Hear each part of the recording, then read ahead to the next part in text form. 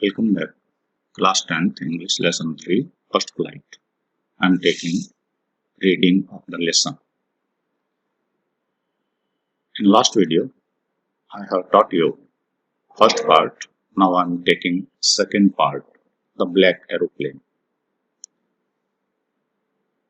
The moon was coming up in the east behind me. इस story में pilot आपको ये कहानी अपनी सुना रहा है, उसका एक्सपीरियंस क्या रहा। ओल्ड डकोटा फ्लाई करते हुए वो फ्रांस के ऊपर से लंदन की ओर जा रहा था और उस समय उसने ये एक्सपीरियंस किया। The moon was coming up in the east. पूर्व दिशा से चंद्रमा आसमान में ऊपर की ओर चढ़ रहा था। बिहाइंड में, मेरे पीछे। And stars were shining in this clear sky above me. और तारे बिल्कुल साफ आसमान में मेरे ऊपर चमक रहे थे। There wasn't a cloud in the sky. There wasn't a cloud in the sky. आसमान में कोई बादल नहीं दिखाई दे रहा था। I was happy to be alone high up above the sleeping countryside. I was happy to be alone. मैं अकेला खुश था। High up above the sleeping countryside. आसपास की जगहों से या आसपास के जो एरिया थे जो उस समय सो रहे थे, as it was midnight, सोते हुए आसपास के लोगों के ऊपर से उड़ता हुआ मैं अकेला बड़ा खुश था। I was flying my old Dakota aeroplane over France back to England. I was flying my old Dakota aeroplane over France back to England. मैं फ्रांस के ऊपर से वापस इंग्लैंड की ओर आता हुआ अपने ओल्ड डेकोटा हवाई जहाज को उड़ा रहा था। I was dreaming of my holiday and looking forward to being with my family. I was dreaming of my holiday. अगले दिन मैं अपनी छुट्टी के बारे में स्वप्न ले रहा था, सोच रहा था। And looking forward to being with my family. और मैं अपने परिवार के साथ रहने के लिए सोच रहा था। मैं ये अनुमान लगा रहा था कि मैं परिवार के साथ अगले दिन कैसे बिताऊंगा अपना अगला दिन। I looked at my watch. मैंने अपनी घड़ी देखी। 1:30 in the morning. रात 12 बजे के बाद हम मॉर्निंग कैलकुलेट करते हैं AM PM के हिसाब से। मैंने अपनी घड़ी को देखा, उसमें समय हुआ था 1:30। रात 12 बजे के बाद।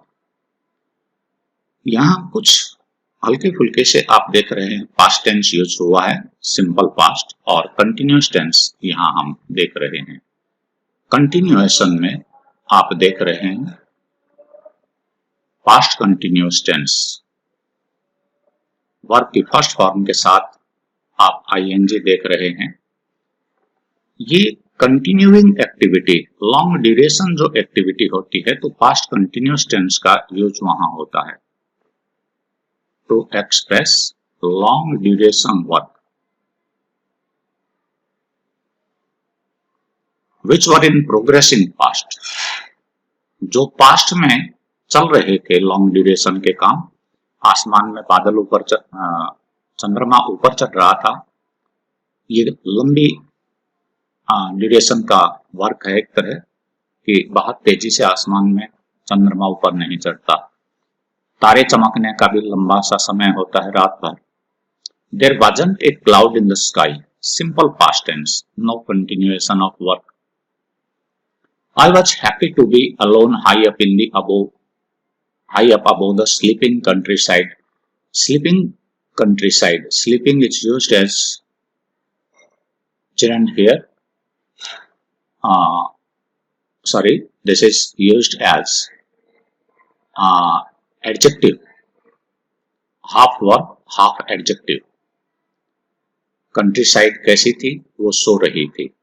आसपास के लोग, कंट्रीसाइड यहां हम कहें नेबरहुड में जितने भी रहने वाले लोग थे वो सभी सो रहे थे उस समय। I was flying my old Dakota.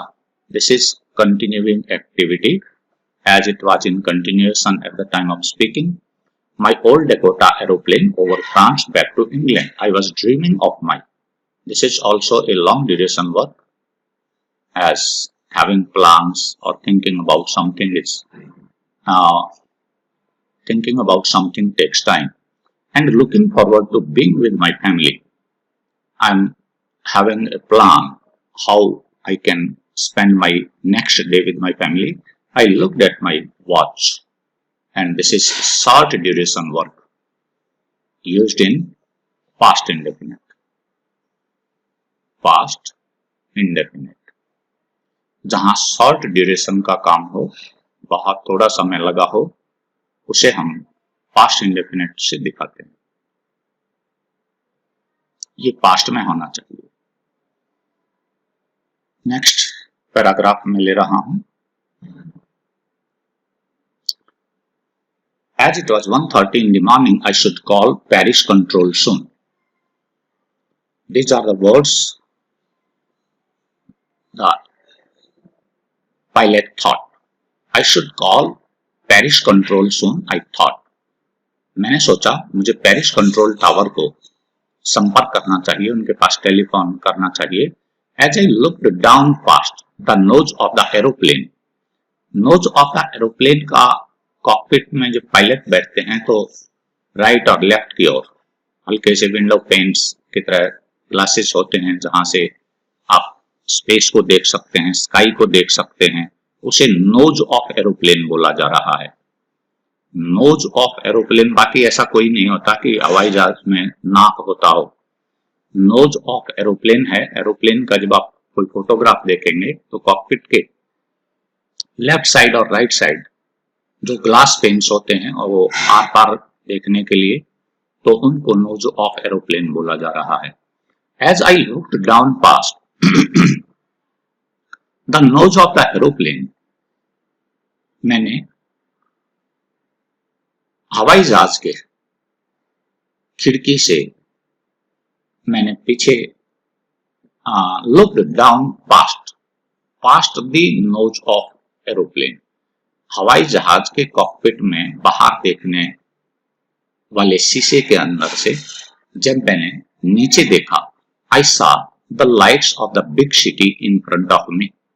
I saw the lights off a big city in front of me, मैंने अपने सामने एक बड़े शहर के अंदर जली हुई घरों की स्ट्रीट की लाइट्स दिखाई मुझे दी।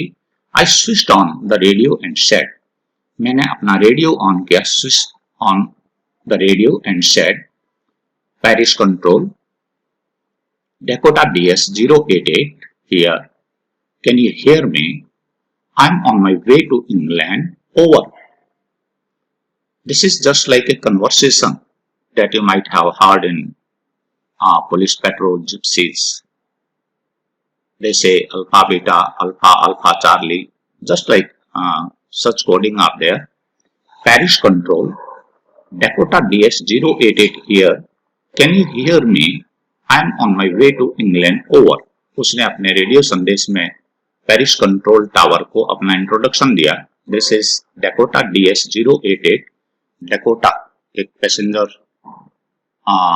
एरोप्लेन का नाम हो सकता है। Dakota DS-088 here, can you hear me? क्या आप मेरी आवाज सुन सकते हैं? I am on my way to England, मैं अपने इंग्लैंड की वापसी पर हूँ। ओवर, समाप्ति करने के लिए ओवर बोला जाता वहां। The voice from the radio answered me immediately. The voice from the radio answered me immediately means I connected. Radio के ऊपर आवाज ने मुझे तुरंत उत्तर दिया। DS-088 I can hear you. DS-088 मैं आपको सुन सकती हूँ। You ought to turn 12 degree west now, अब आपको 12 डिग्री पश्चिम दिशा की ओर मुड़ जाना चाहिए। DS-088 over. DS-088 ओवर, समाप्त। आई चेक द मैप, मैंने नक्शा चेक किया। एंड द कंपास, और दिशा सूचक यंत्र। आपने कंपास पढ़ा होगा, COMPASS, दिशा सूचक यंत्र। You might have seen it in laboratory. इसमें नॉर्थ और वेस्ट यहाँ एक निडल रहती है और इसमें north or south facing pointers होते हैं।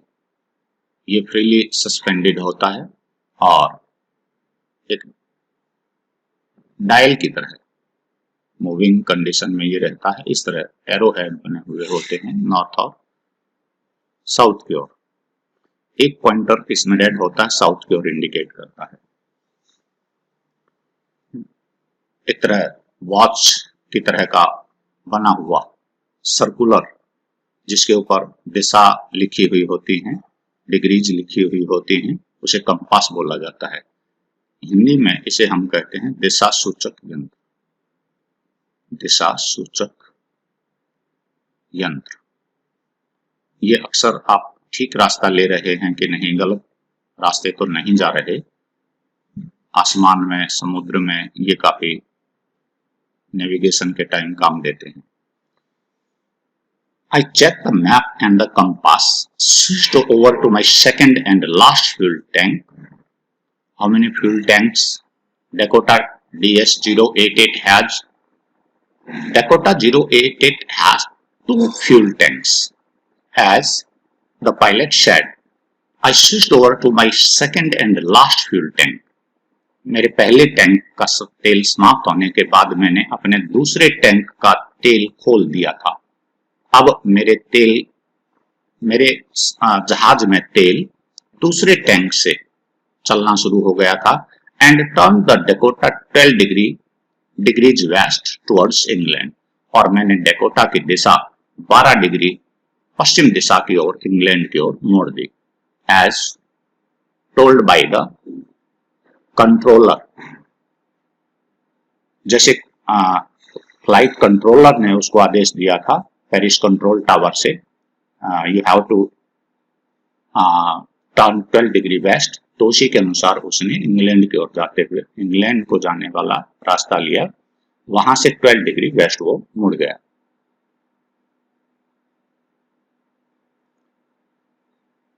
I shall be in time for breakfast, I thought. मैंने सोचा कि मैं सुबह ब्रेकफास्ट के समय तक इंग्लैंड पहुंच जाऊंगा।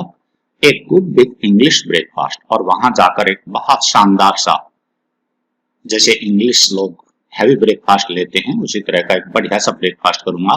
एवरीथिंग वाज गोइंग वेल, सभी ठीक ठाक चल रहा था उस फ्लाइट में। It was an easy flight, ये आसान उड़ान थी। Paris was about 150 kilometres behind me when I saw the clouds. Paris was about 150 kilometer behind me. I have traveled 150 kilometer from Paris. Paris से मैं 150 किलोमीटर आगे आ गया था, यानी पेरिस मेरे से पीछे 150 किलोमीटर दूरी पर रहा था। When I saw the clouds, जब मैंने बादल देखे, storm clouds, ये तूफानी बादल थे, आने वाले तूफान का संकेत थे। They were huge, बहुत बड़े आकार के। They looked like black mountains standing in the front of me across the sky. ये एक ऐसे काले पहाड़ नुमा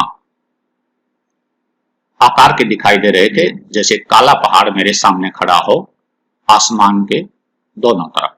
I knew I could not fly up and over them. मैं जानता था कि मैं उनके ऊपर से, उस बादलों के ऊपर से, या up and over them, उनके ऊपर से या ओवर देम, उनसे हटकर दूसरी तरफ से नहीं जा सकता था। And I did not have enough fuel to fly around them to the north or south, और मेरे पास इतना फ्यूल नहीं बचा हुआ था कि मैं उत्तर या दक्षिण दिशा से उस माउंटेन को छोड़कर दूसरा रास्ता लेता हुआ अपने घर वापसी चला जाऊं England. I ought to go back to Paris. I thought, मेरा पहला विचार था, I ought to go back to Paris. मुझे पेरिस वापस चला जाना चाहिए। But I wanted to get home. लेकिन मैं घर जाना चाहता था। I wanted that breakfast. और मुझे वो सुबह का मेरा मनपसंद नाश्ता मुझे अच्छा लगता था, मैं लेना चाहता था वो नाश्ता। आई शैल टेक द रिस्क, मैं रिस्क लूंगा। आई थॉट, मैंने सोचा।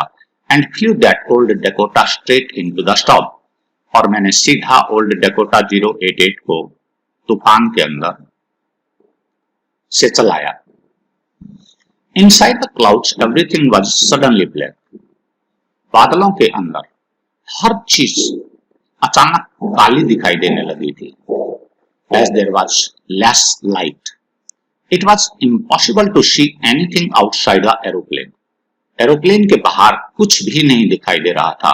आपने धूल, आंधी, तूफान वगैरह में देखा होगा, आसमान एकदम से काला हो जाता है और तेज हवाएं रेत वगैरह के साथ जब उड़ती हैं तो तूफान में आप घर से बाहर या अपने किसी व्हीकल से बाहर कुछ दूरी तक देख पाते हैं, ज्यादा नहीं। The old aeroplane jumped and twisted in the air, पुराना जहाज हिचकोले खाने लगा, मुड़ने लगा, चक्कर काटने लगा। इन द एयर, हवा में जैसे ऊपर नीचे होने लगा, चक्कर लगाने लगा। ट्विस्टेड का मतलब होता है एक तरह से चक्कर लगा काट देना, और जंप का मतलब है ऊपर नीचे होना। I looked at the compass, मैंने फिर दिशा सूचक यंत्र देखा। आई कुडंट बिलीव, और मैं अपनी आंखों पर यकीन नहीं कर सका। बिलीव की स्पेलिंग को चेक करिएगा, काफी बच्चे गलती करते हैं। बिलीव यकीन करना। कुडंट बिलीव माई आईज, मुझे अपनी आंखों के ऊपर विश्वास नहीं हुआ। The compass was turning round and round and round, compass चारों ओर चक्कर काट रहा था। It was not showing any direction, it was dead, ये अपनी कार्य प्रणाली रोक चुका था, ये खराब हो गया था। डेड का मतलब यहां ये नहीं कि कंपास मर जाता होगा। It was dead, it was out of work, it was not working properly. हम यदि इस सेंटेंस को लिखें, the compass was dead means the compass was not working properly. It was not showing directions, it would not work, ये काम नहीं आएगा, ये मुझे काम नहीं देगा। The other instruments were suddenly dead, दूसरे भी मेरी जो मदद के यंत्र थे, चाहे वो रेडियो था, चाहे वो कंपास था, या और दूसरा कोई ऐसा यंत्र विमान में जो आपकी मदद करे, वो सभी खराब हो चुके थे। टू, सभी के सभी खराब हो चुके थे। The other instruments were suddenly dead to.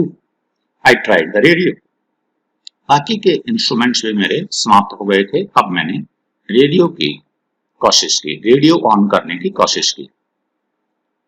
Next paragraph में जब रेडियो ऑन हुआ, Paris control, can you hear me? The pilot tried to contact Paris control tower but was not able. Paris control, can you hear me? Paris control, जहां उसे अपना संपर्क करना था, ये पैरिस कंट्रोल टावर था। Flight controller वहां बैठे थे और उनसे वो संपर्क करना चाहता था कि आप मुझे सुन सकते हैं। देयर वाज नो आंसर, कोई उत्तर नहीं आया। The radio was dead too, radio भी अपनी वर्किंग रोक चुका था, वो भी खराब हो गया था। डेड टू का मतलब है वो भी खराब हो गया था। I had no radio, no compass and I could not see where I was. मेरे पास न रेडियो था अब प्लेन में, न दिशा सूचक यंत्र था, और मैं बाहर भी कुछ नहीं देख पा रहा था कि मैं कहां था। I was lost in the storm, मैं तूफान में गुम हो चुका था। Then in the black clouds quite near me, तब काले बादलों में बिल्कुल मेरे नजदीक, quite clear me, quite near me, बिल्कुल मेरे पास। आई सॉ अनदर एरोप्लेन, मैंने दूसरा एक हवाई जहाज देखा। It had no lights on its wings, इसके पंखों पर, विंग्स ऑफ एरोप्लेन आपने देखे होंगे, विमान के पंखों के ऊपर कोई लाइट उस पर नहीं थी। But I could see it flying next to me through the stop, लेकिन मैं उसे उड़ता हुआ देख सकता था अपने से आगे, तूफान के अंदर अपने से आगे मैं उसे उड़ता हुआ देख पा रहा था। आई could see the pilots face, मैं पायलट का चेहरा भी देख रहा था। टर्न्ड टुवर्ड्स मी, वो मेरी ओर मुड़ा हुआ था, उसने अपना चेहरा मेरी ओर किया हुआ था। I was very glad to see another person, मैं किसी दूसरे इंसान को वहां देखकर काफी खुश था। ही lifted one hand and waived, उसने एक हाथ उठाकर हाथ को हिलाया, इशारा किया। follow me. He was saying follow me.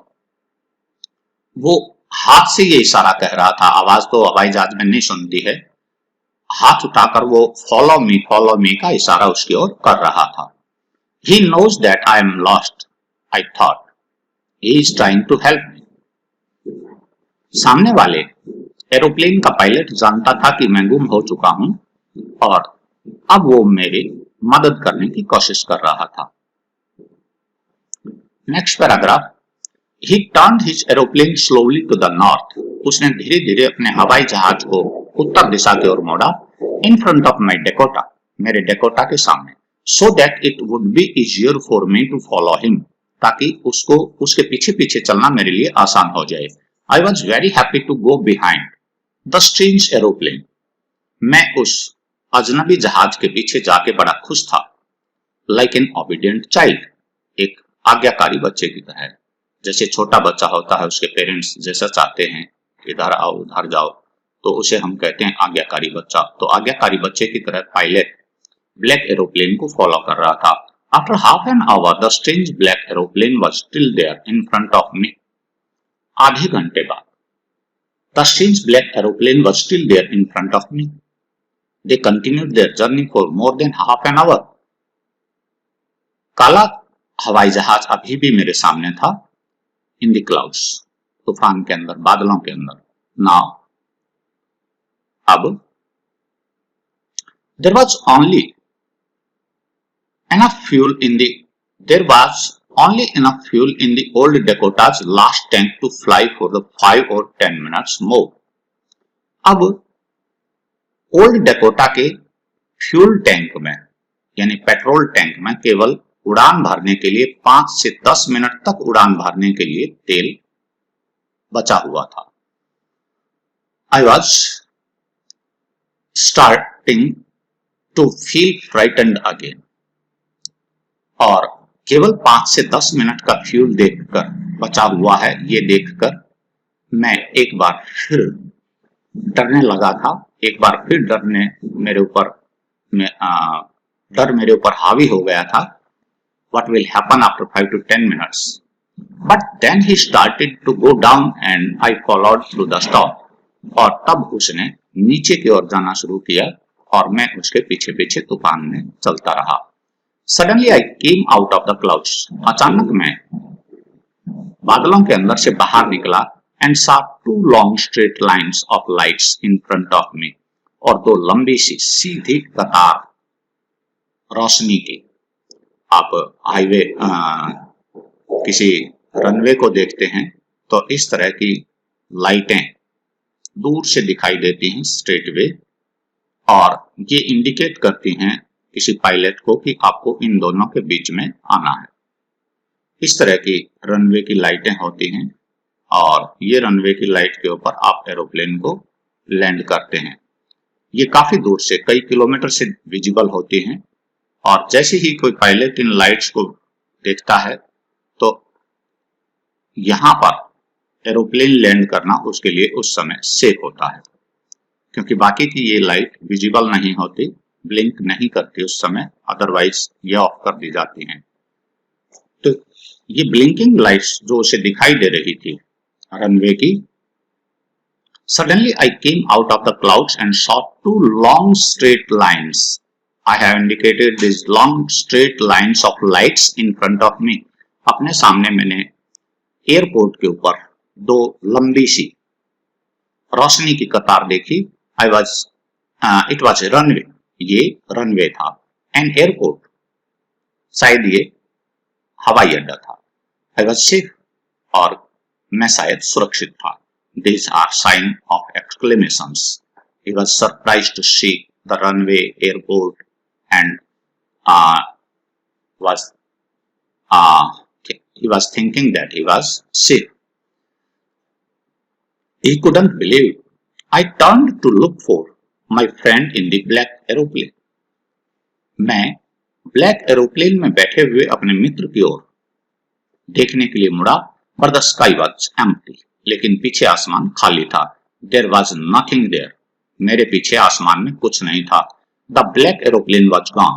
काला हवाई जहाज जा चुका था। I could not see it anywhere. वो मुझे कहीं नहीं दिखाई दे रहा था। I landed and was not sorry to walk away from the old Dakota near the control tower. I landed. मैं जमीन पर उतर चुका था, यानी अपने हवाई जहाज को सेफली लैंड करा चुका था, जमीन पर नीचे उतार चुका था। And was not sorry to walk away from the old Dakota, और पुराने डेकोटा से मुझे कंट्रोल टावर तक जाने में जरा सा भी खेद नहीं था। I went and asked the woman in the control centre. मैं वहां गया और वहां जाकर कंट्रोल सेंटर में बैठी हुई एक महिला से मैंने पूछा, centre where I was and who the other pilot was. मैंने उससे पूछा मैं कहां था, मैं कहां हूं, कौन से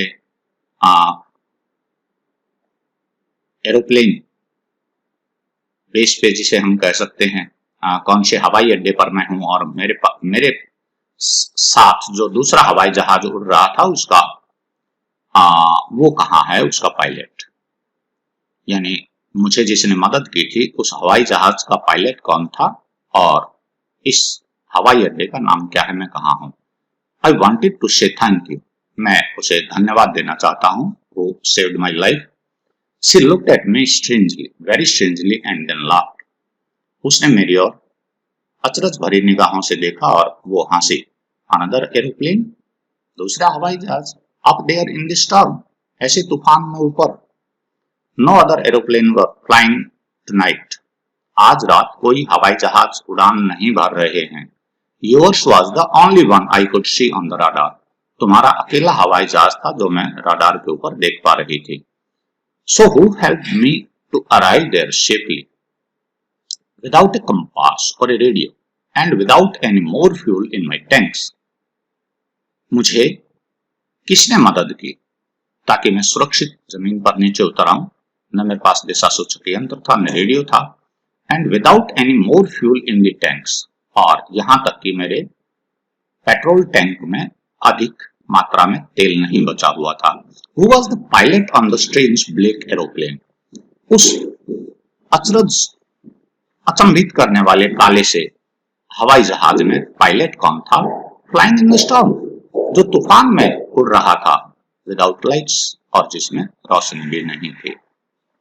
So this is just like open end story. Open end story make you think. Open and story वो होती है जो आपको कोई डिसीजन निकालने के लिए, डिसीजन अपना राइटर नहीं निकालता, वो रीडर के ऊपर ये छोड़ता है। Reader can think and express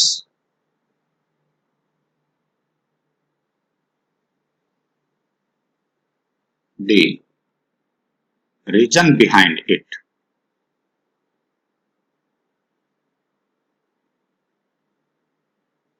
Reasons behind it. ये ओपन एंड स्टोरी ऐसी होती हैं जो रीडर को सोचने के लिए मजबूर करें, वो किसी भी तरह की बात सोचें। ये कोई आत्मा का, भूत का, प्रेत का, किस चीज का ये